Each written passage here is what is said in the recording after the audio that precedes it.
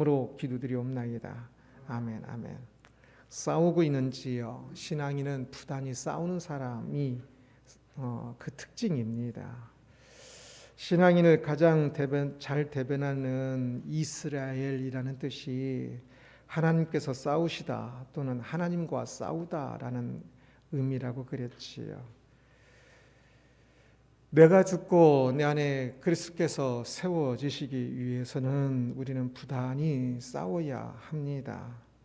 하나님께서 나와 싸우시도록, 내 안에서 나와 싸우시도록 해야 합니다. 사람들은 보통 세상과 싸우지요. 내가 주인이 되어서 내가 더 잘난 것이 드러나도록, 그래서 세상에서 나를 더 돋보이게 하고 무엇인가를 쟁취하려고 하지요. 그런데 그렇게 평생을 살아보십시오. 나이를 많이 먹은 사람들 한번 보십시오. 어떤 모습이 보이는지. 결국은 이기주의와 실패만 남습니다. 신앙인은 내 안에 계신 하나님이 주인이 되셔서 싸우시도록 내 안에 내가 깨지고 오직 하나님이 드러나도록 해야 합니다. 그러면 나이 먹었을 때에 내 안에 하나님이 더욱더 가득한 것을 보게 될 것입니다. 그러면 하나님의 은혜가 더욱더 돋보이게 될 것이요.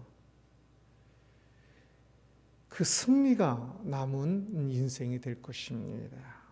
그래서 우리는 그렇게 늘 믿음으로 이스라엘 하는 사람이 되어야 합니다. 오늘 본문은 골리앗과의 싸움에 나서려는 다윗을 향한 주변 사람들의 반응인데요. 28절 함께 봅니다. 큰형 엘리압이 다윗이 사람들에게 하는 말을 들은지라 그가 다윗에게 노를 바라여 이르되 내가 어찌하여 이리로 내려왔느냐? 들에 있는 양들을 누구에게 맡겼느냐? 나는 내 교만과 내 마음의 완악함을 아노니 내가 전쟁을 구경하러 왔도다. 다윗이 하는 말을 들은 다윗의 큰형 엘리압이 화를 내면서 말하고 있습니다. 엘리압은 동생 다윗에게 왜 이렇게 화를 내고 있는 것일까요? 먼 길을 자신들을 위해서 왔는데 왜 이렇게 화를 내고 있을까요? 다윗이 골리앗과 싸우려고 한다고 하니까 걱정돼서 그러는 것일까요? 형이니까 그래도 걱정되는 마음이 아예 없지는 않을 것 같습니다. 그러나 걱정되는 마음은 굉장히 작은 것 같고 엘리압의 잘못된 마음에서 이렇게 화를 내는 것 같습니다. 그가 다윗에 대해서 하는 말을 보면 그렇습니다. 그 안에 가시가 많습니다. 먼저 내가 어찌하여 이리로 내려왔느냐라고 묻고 있는데요. 질문인데요. 다윗은 형들의 안부를 살피기 위해서 왔는데 형은 먼 길을 온 다윗의 안부나 집에 있는 아버지의 안부가 아니라 동생 다윗을 향하여서 반감부터 드러내고 있습니다. 다윗이 그 길을 왜 왔겠습니까? 그 당시에 당연히 엘리압은 다윗이 자신의 식량을 가지고 왔다는 것을 알 겁니다. 그 당시에 모든 군대가 그 병사들의 식량을 그 부무들이 제공하였기 때문에 그 식량을 가지고 왔다는 것을 알 텐데 그럼에도 불구하고 내가 어째 이리로 내려왔느냐라고 하면서 반감적인 말부터 합니다. 들에 있는 양들을 누구에게 맡겼느냐라고 또 질문하고 있습니다. 히브리어로는 그냥 양들이 아니라 소수의 양들로 되어 있습니다. 적은 양들을 어디다 뒀느냐 말인데요. 다윗을 얕잡아 보는 말입니다. 양이 적지 않았을 겁니다. 이새가 어느 정도 부자입니다. 그런데 다윗을 들에 있는 소수의 양들이나 돌보는 양치기로 깎아내리기 위한 어법으로 보입니다. 내가 있어야 하는 하찮은 그 자리, 소수의 양들이나 키우는 그 자리나 있을 것이지 왜 떠나서 이 어른들이 이러한 중요한 일에 끼어들어서 끼어들려고 하고 있느냐라고 지금 나무라고 있는 거지요. 내 교만과 내 마음의 완악함을 아노니 내가 전쟁을 구경하러 왔도다 라고 이야기합니다. 엘리압은 동생의 속마음을 다 볼 수 있다는 듯이 확정하여 말하지요. 그래서 교만하고 건방 떨고 있다고 이야기하고 있는 겁니다. 이것은 진짜 비난이지요. 다윗의 마음이 보이지도 않을 뿐만 아니라 그런 마음이 결코 아니었는데 형 엘리압은 그렇게 보이지 않는 다윗의 마음을 자기 멋대로 생각하고 그것도 아주 나쁘게 생각하고 동생에게 그렇게 진짜 하지 말아야 할 표현들을 쓰면서 말하고 있는 겁니다. 무엇이 문제였을까요? 아마 엘리압은 평상시 다윗에 대한 시기심을 가지고 있었던 것 같습니다. 다윗이 왕궁을 드나들고 있었지요. 사울이 앙령에서 막 더 안 좋을 때에 다윗이 수금을 타고 그래서 사울의 무기 드는 자였었지요. 엘리압은 자신이 장남인데 막내인 다윗은 왕궁을 드나들고 자기는 그러지 못한 것이 어쩌면 자존심이 상했던 것 같습니다. 다윗이 그 뛰어남, 이미 다윗은 육체적인 힘이나 또는 언변 또는 그 정신적 그 내면적인 그러한 것들이 지덕체를 갖춘 모습이었었는데요. 지금 이 소년의 모습일 때도 사울에게 나갔을 때도 그렇게 추천했죠. 다른 사람이 그러한 것에 대해서 이 엘리압은 조금 더 시기하며 또 어린 것이 건방지다고 조금 생각한 것 같습니다. 이러한 모든 지금 상황에서 가장 중요한 것은 엘리압은 다윗의 초점을 맞추고 있다는 것입니다. 혹 그가 판단하고 있는 다윗에 대한 이야기가 다 틀렸지만 진짜 잘못됐지만 맞는다 할지라도 그는 지금 블레셋과의 전쟁 또 골리앗과의 싸움 그리고 하나님께서 지금 이 일을 통하여서 어떤 일을 이루시려고 하시는지에 대해서는 완전히 생각도 하지 않고 무지하였고 다윗에 대한 시기심과 다윗에 대한 어떤 외적인 것에만 지금 초점을 맞추고 있다는 사실입니다. 다윗은 그러한 그의 비난에 대해서 간단히 대답을 합니다. 29절입니다. 다윗이 이르되 내가 무엇을 하였나이까 어찌 이유가 없으리까 하고 다윗은 매우 억울했을 겁니다. 형이 말하는 세 가지 다 말도 안 되는 이야기지요. 아버지가 보내셔서 신부를 모은 것이지 다윗이 멋대로 온 게 아닙니다. 형들 건강한지 보려고 지금 온 겁니다. 양들을 누구에게 맡기는지는 엘리압이 지금 소관이 아니고 아버지 이새가 맡겨서 하는 것일 뿐이지. 그리고 여기까지 오는데 그냥 양들을 그냥 들여다 놓고 왔겠습니까? 당연히 누군가 대신 맡아준 사람이 있고 왔겠지요. 다윗의 이 마음을 읽는 것처럼 말하고 있는데 그것은 더욱더 아니지요. 얼마나 속에서 열불이 날 수 있겠습니까?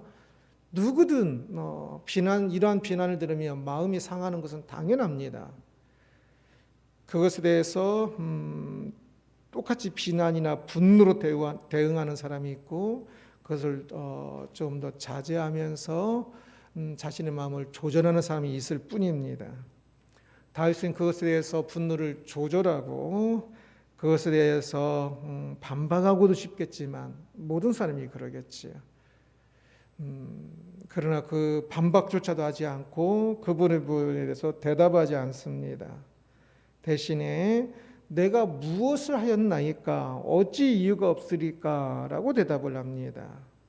어찌 이유가 없으리까 라는 부분은 해석이 굉장히 다양한데 직역하면 이것은 말 아닙니까? 라는 번역할 수 있습니다. 그래서 NIV는 이것은 말뿐입니다. 단지 말한 것입니다라고 번역하기도 하는데요. 다윗은 엘리압이 자신에게 한 말에 대해서 대꾸하지 않고 지금 그가 하려고 하는 것에 대해서 지금 대답하는 겁니다. 엘리압이 한 말이 아니라 다윗이 지금 하려고 하는 거 뭡니까? 골리앗과 싸우는 것이지요. 그 골리앗과 싸우는 것에 대해서도 지금 다윗이 어떤 행동을 한 것이 아니라 지금 말한 겁니다라고 대답하고 있는 거지요. 다윗은 군사가 아니에요. 그래서 골리앗과 싸울 자격이 없습니다. 병사가 아니니까. 그래서 어떤 행동을 한 게 아니라 그거를 싸울 조건을 선택하여서 어떤 거 지금 일어난 게 아니고요. 단지 사울이 그렇게 선택해 준다면 지금 자기는 자격이 없으니까 자기가 어떻게 할 수 없고요. 왕인 사울이 그것을 골리앗과 싸우겠다고 하는 자기를 선택해서 자격을 주어서 골리앗과 싸우게 한다면 내가 골리앗과 싸우겠다라고 말을 한 것일 뿐이다라고 이야기하는 겁니다. 그래서 다윗은 지금 자신이 이야기하는 것이 자기의 신분을 벗어나 어떤 행동을 하고 있는 것이 아닙니다. 다윗이 위치를 벗어난 것이 아니라 다윗의 위치에서 자신이 할 수 있는 것을 지금 말하고 있는 것일 뿐입니다. 다윗은 지금 골리앗과 싸울 자격이 없습니다. 그러나 이스라엘 군대와 하나님의 이름이 모욕받는 것을 더 이상 보고 있을 수 없어서 아무도 이스라엘에서 그 모욕을 듣고도 나서지 않는 것을 보면서 자신이 대신 아직 군사가 아니라 자격이 없지만 그렇게 싸울 수 있도록 허락해 준다면 자신이 그렇게 싸우겠다라고 말을 한 것일 뿐이지요. 그것도 아직 왕에게도 아니고 주변 사람들에게 말하고 있는 겁니다. 그런데도 비난을 듣고 있는 겁니다. 다윗이 싸운다는 이 전쟁에서 골리앗이 아무리 그래도 자기는 그냥 빨리 집으로 가면 끝입니다. 그러나 그는 좀 하나님의 이름이 모욕받는 것을 보고 의분으로 형 엘리압이 이렇게 말하면 더 화날 것 같은데 그것보다 지금 골리앗에 대한 참 말이 더 의분이 나서 그 골리앗에 조금 더 집중하고 있는 것입니다. 선한 일이라고 비난을 듣지 않는 것이 아닙니다. 아니 오히려 더 많은 비난을 들을 수도 있습니다. 다윗은 목숨을 거는 선한 일이었지요. 그것조차도 비난을 받고 있습니다. 안 해도 되는 일이에요. 자기 일도 아니에요. 그런데도 그 일을 하겠다는 제안조차도 비난받고 있습니다. 이 세상에서 신앙인으로 살아갈 때 이렇게 억울하게 비난 들을 때도 있다는 사실을 기억할 필요가 있습니다. 사람들은 자신이 악한데 신앙인이 선한 일을 하려고 하면 그것은 시기의 대상이 됩니다. 엘리압과 이스라엘의 군대가 지금 골리앗과 싸우지 못하고 있는데 다윗이 싸우겠다고 하니까 시기의 대상이 또 되는 것입니다. 30절을 보겠습니다. 또 돌아서서 다른 사람을 향하여 전거지 말하매 백성이 전거같이 대답하니라. 다윗은 형 엘리압의 말도 안 되는 그 분노에 좌절하지 않았습니다. 길게 대꾸하지도 않았고요. 돌아서서 다른 사람을 향하여 전과 같이 말하매라고 이야기합니다. 형이 그렇게 분노하고 말하니 그것에 대해서 그 짧게 대답하고 돌아서서 전처럼 또다시 말을 하고 있는 겁니다. 거짓의 이 시기와 분노에 좌절하지 않고 그가 할 수 있는 일, 어쩌면 해야 하는 그 일을 말하고 있는 겁니다. 신앙인은 많은 신앙인이 선한 길을 가다가 반대를 만나면 에이 내가 안 해도 되는데 하면서 그냥 멈춰버리는 사람들이 많이 있는데 신앙이로 하는 것은 돈 받고 하는 것보다 더 힘이 세고 더 강해야 합니다. 직장 다니는 일이든지 어떤 돈 버는 일에 대해서는 목구멍이 포도청이라 하여 어떤 역경이 있어도 이겨내고 끝까지 하면서, 믿음의 일에 대해서는 이웃을 사랑하고 선한 일을 하는 것에 대해서는 자그마한 역경만 생겨도 내가 선한 일을 하려고 하는데 왜 반대해 하면서 그냥 멈춰버리고 많은 경우가 많이 있는데요. 신앙인은 자신의 선한 길이 대로가 아니라 소로란 사실을 알아야 합니다. 그래서 반대도 있을 수 있고 어려움도 있을 수 있습니다. 그리고 그럼에도 불구하고 사람의 인정을 받는 것도 아니고 돈이 나오는 것도 아니고 다른 명예가 생기는 것도 아니지만 그 길이 진리의 길이기에 묵묵히 그 길을 걸어가는 것이 신앙의 길이란 사실을 기억해야 할 것입니다. 다윗의 말이 사울의 귀에 들렸습니다. 31절입니다. 어떤 사람이 다윗이 한 말을 듣고 그것을 사울에게 전하였으므로 사울이 다윗을 부른지라. 사울이 다윗을 불렀다고 이야기합니다. 사울은 다윗을 잘 알고 있지요. 자신이 아꼈던 무기 드는 사람 다윗. 그러나 아직은 어려서 전쟁을 나가면서 다윗을 집에 보냈겠지요. 바로 그 다윗을 전장에서 다시 만난 것이지요. 사울을 만난 다윗은 담대하게 말을 합니다. 32절입니다. 다윗이 사울에게 말하되 그로 말미암아 사람이 낙담하지 말 것이라. 주의 종이 가서 저 블레셋 사람과 싸우리다 하니. 골리앗 저 사람으로 말미암아 이스라엘 군대가 낙담하면 안 됩니다. 주의 종이 저 블레셋 사람과 가서 싸우겠습니다 라고 말합니다. 참 담대한 말이지요. 다른 이스라엘의 모든 병사들이 두려워서 나서지도 못하고 있는데 이 소년 다윗이 나서고 있는 겁니다. 다윗이 이렇게 담대하게 말할 수 있었던 것은 그는 지금 골리앗의 화려한 외모, 풍채, 무기들이 아니라 그가 하나님을 보고 있기 때문에 라고 말할 수 있을 것입니다. 다윗의 그 말에 사울은 처음에 말리지요. 33절입니다. 사울이 다윗에게 이르되 내가 가서 저 블레셋 사람과 싸울 수 없으리니 너는 소년이요 그는 어려서부터 용사임이니라. 싸울 수 없다. 네가 무슨 마음 먹고 그런지 모르겠지만 너는 소년이고, 이때 당시 다윗의 나이가 15세에서 20세 사이 정도 될 겁니다. 그래서 뭐 어린 소년 정도는 아니고요.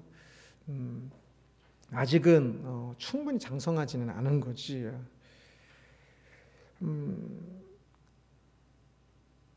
20세부터 전쟁의 군사로 나갔거든요. 그런데 그래서 이 다윗은 사람과 싸워본 적이 없어요. 그런데 저 골리앗은 저 블레셋의 대표 주자로 수없이 어려서부터 싸움 연습을 한 사람인데 네가 어떻게 싸워서 이길 수 있겠느냐라고 하면서 말리는 겁니다. 자격 문제를 말하는 엘리압에게 다윗은 소극적이었지요. 너는 뭐 지금 병사도 아닌데 라고 말하면서 처음부터 그냥 분노하고 있지요. 그런데 지금 이제 자격이 아니라 자질 문제, 능력 문제를 말하는 사울에게는 길게 대답합니다. 36절입니다. 주의 종이 사자와 곰도 쳤은즉 살아계시는 하나님의 군대를 모욕한 이 할례받지 않은 블레셋 사람이리까 그가 그 짐승의 하나와 같이 되리이다. 자신이 골리앗과 싸울 수 있는 능력, 실력이 있음을 말하기 위해 다윗은 자신이 양을 치면서 사자와 곰과 싸워서 이겼던 사실을 이야기를 합니다. 이 말에 사울도 깜짝 놀랐겠지요. 사자와 곰을 이긴다는 것은 지금도 그렇고 그 당시도 그렇고 일반 사람이 결코 할 수 있는 게 아니었거든요. 할례받지 않은 블레셋 사람이라고 골리앗을 지칭합니다. 사실 그 블레셋 사람들은 그리스에서 온 사람들이라 그랬지요. 그래서 매우 지적이고 또 선진 문명인 철기를 사용하는 아주 뛰어난 사람들이었고, 또 이 블레셋 군대가 말한 거 보면 자유라는 단어를 자주 써요. 자유를 사랑하는 아주 우수한 사람들이었습니다. 그러나 다윗이 보기에는 하나님의 군대를 모욕한 것 때문에 자신이 죽였던 그 사자와 곰처럼 짐승의 하나와 같을 뿐으로 보였습니다. 그래서 그는 사자와 곰처럼, 곰을 이긴 것처럼 저 골리앗을 이길 것이라 말하고 있는 것이요. 37절을 봅니다. 또 다윗이 이르되 여호와께서 나를 사자의 발톱과 곰의 발톱에서 건져내셨은즉 나를 이 블레셋 사람의 손에서도 건져내시리다. 사울이 다윗에게 이르되 가라, 여호와께서 너와 함께 계시기를 원하노라. 여호와께서 나를 이 블레셋 사람 손에서도 건져내시리라 라고 말을 합니다. 다윗에게도 골리앗은 무서운 상대일 것입니다. 우리가 100m 달리기만 하려고 딱 준비를 해서도 긴장돼서 막 화장실 왔다 갔다 하지요. 그런데 이 골리앗과 처음 싸우는데, 사람과 싸우는 게 처음이고요. 또 자신은 이스라엘을 대표해서 싸우는 것이고, 자기가 지면 또 이스라엘을 굉장히 사기를 꺾는 것이 되기도 할 것이고, 완전 2m 86 정도 되는 아주 거대한 체구였고, 온몸을 갑옷으로 두른 골리앗이었습니다. 몇 년 전만 해도 이스라엘에는 철기로 된 무기는 사울과 요나단밖에 없었을 정도였죠. 지금도 왕이 갑옷을 벗어주는 이유는 아마 갑옷은 왕만 거의 입었기 때문에 그럴 겁니다. 이스라엘은 아직도 여전히 무기도 더 많이 철기 문명 자체가 아니니까 철기의 칼이나 그런 것이 굉장히 없을 것입니다. 그래서 저 블레셋은 진짜 두려움의 대상입니다. 모든 면에 있어서.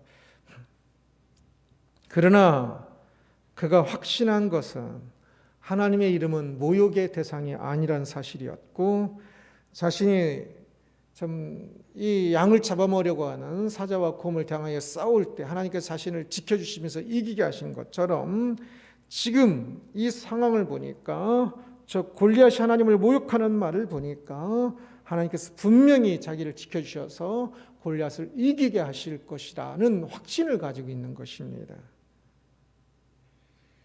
사울 입장에서는 골리앗과 싸우겠다는 병사가 있는 것만으로도, 나타난 것만으로도 매우 흡족하고 매우 진짜 다행인 상황이지요.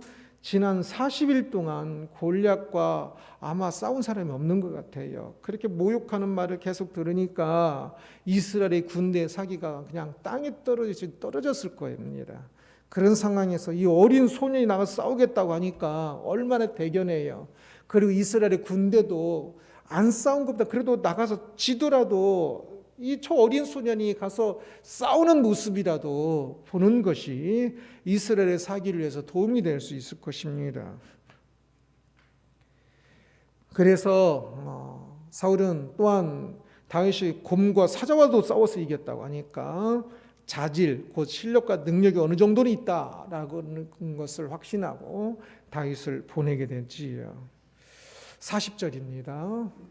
손에 막대기를 가지고 시내에서 매끄러운 돌 5을 골라서 자기 목자의 재고 곧 주머니에 넣고 손에 물매를 가지고 블레셋 사람에게로 나아가니라. 사울은 이 다윗이 나가 싸우겠다고 하니까 그 모습이 감격스럽고 또 염려스러워서 자신의 갑옷과 무기로 무장하도록 했지요. 그러나 다윗은 그러한 무기가 아니라 자신의 무기인 막대기와, 막대기는 이제 근접전에서 싸우려고 했을 겁니다. 물매와 돌, 이것은 조금 거리가 있을 때에 물매는 끈 두 개로 되어서 이렇게 주머니 같은 것이 끈 두 개로 되어서 이렇게 돌리다가 끈 하나를 탁 놓으면 이렇게 잡았던 아마 한 테니스만한 공이 테니스 공만한 크기라고 그럽니다. 그 돌이 쫙 날아가서 상대를 맞히는 겁니다. 그 물매를 가지고 그 골리앗과의 싸움에 나섰지요. 다윗은 지금 허세로 골리앗과 싸우겠다고 말하는 것이 아닙니다. 허세라면 사울의 갑옷을 입고 나갔을 겁니다. 허세는 그러한 외적인 것을 좋아하지요. 그러나 그는 실제적으로 지금 골리앗과 싸우겠다고 하고 있는 겁니다.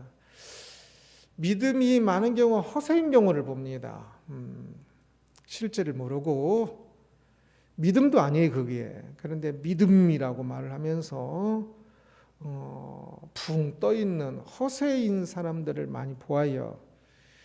그러나 지금 다윗의 이 싸움은 허세가 아니라 믿음입니다. 그는 사자와 곰과 싸우면서 실력을 갖춘 자질을 갖추었고 그 자질만으로 골리앗과 싸울 수 없었으나 그는 믿음으로 지금 상황에 사람들은 다 지금 골리앗의 외모 또 외적인 것을 보고 있어요. 그러나 다윗은 그것을 믿음으로 하나님께서 지금 이 상황에서 무엇을 원하실까를 조금 더 실제적으로 보고 있는 것 같아요. 그래서 그는 자신이 할 수 있는 그것을 가지고 지금 골리앗과 가장 실제적으로 가장 현실적으로 지금 골리앗과 맞서 싸우는 것입니다. 모든 사람이 겉모습을 보고 있을 때 다윗은 하나님을 보았습니다. 허세로서의가 아니라 실제로 현실로서의 하나님을 보았습니다. 그는 이스라엘의 이 중요한 순간을 위해 하나님께서 그를 준비시켰고 이제 골리앗과 싸울 준비가 되었음을 생각했을 것입니다. 사람과 싸워본 적이 없지만 하나님께서 그를 인도하고 계시다는 것을 믿었던 것이지요. 그래서 담대하게 이제 모든 이스라엘의 군사의 대표가 되어서 골리앗에게 나가고 있는 것입니다. 다른 사람들이 두려워서 나가지는 못하였지만 다윗은 목숨을 잃을 수 있는 어쩌면 다른 사람들이 보기엔 거의 목숨을 잃는 거지요. 그러나 그 속에서도 다윗은 믿음으로 담대하게 나가고 있습니다. 다윗의 싸움이란 제목의 말씀을 살펴보았습니다. 다윗은 형 엘리압의 비난과 눈앞에 강한 적 골리앗의 힘에 굴복하지 않고 믿음으로 싸움을 자원하여 나갔습니다. 골리앗과의 싸움은 매우 위험한 싸움이었지요. 그러나 다윗은 싸울 자질을 갖추고 있었고 무엇보다 믿음을 가지고 있었습니다. 사람들이 보지 못하고 있는 하나님의 인도하심을 더욱더 많이 보아왔고 지금도 그것을 보면서 싸움에 나서고 있는 것입니다. 골리앗 앞으로 한 발자국 한 발자국 나가고 있는 거지요. 사람들은 세상을 봅니다. 그러나 신앙인은 하나님을 보아야 합니다. 세상이 커 보이지만 하나님이 세상을 다스리십니다. 세상에 많은 것들 중에 종교가 있고 그 안에 기독교가 있고 그 안에 내가 있는 굉장히 좁은 작은 것 같지만 아닙니다. 세상 모든 것을 내가 믿는 그 하나님께서 세상 모든 것을 다스리십니다. 그래서 결국 그 세상에서의 삶도 하나님을 바라보는 사람이 이길 것입니다. 세상의 비난과 위압에 주눅들지 마십시오. 믿음으로 담대하게 나가십시오. 믿음의 사람이 이깁니다. 믿음의 방식이 이깁니다. 싸울 때 반칙을 사용하는 사람과 정상적으로 사용하는 사람이 건투를 할 때도 당연히 반칙하는 사람이 이길 것입니다. 그래서 맞기도 하고 겉으로는 분명히 질 것 같아요. 그러나 그럼에도 불구하고 믿음의 방식이 이기는 것을 경험하게 될 것입니다. 하나님께서 인도하시기 때문에 그렇습니다. 세상이 안 그래요. 세상이 뭐해요? 라고 말하지 마십시오. 그것은 그래서 세상 사람들이 세상 방식으로 사는 것이고, 신앙인은 하나님이 함께 하신다는 사실을 알기에, 그리고 손해보아도 손해가 아닌 것을 알기에 끝까지 믿음으로, 믿음의 방식으로 살아가는 사람들입니다. 내가 오늘 살아가야 할 삶을 믿음으로 살아가십시오. 이스라엘로 살아가십시오. 어떤 골리앗이 앞에 있을지라도 도저히 이길 수 없을 것 같고, 내 목숨이 위태로운 것 같고 그럴 것 같지만 죽으면 죽는 겁니다. 믿음으로 싸우면 세상의 수많은 골리앗들을 이기게 하실 것입니다. 사람들이 보고 있는 것처럼 세상을 보지 말고 신앙인은 하나님을 보는 사람이라는 사실을 기억하고, 허세가 아니라 진짜 현실로요, 나의 지금 살아가는 삶의 모든 부분들 속에서 현실적으로 하나님을 바라보고 믿음으로 살아가는 우리들이 되기를 주님의 이름으로 축원합니다. 기도하겠습니다.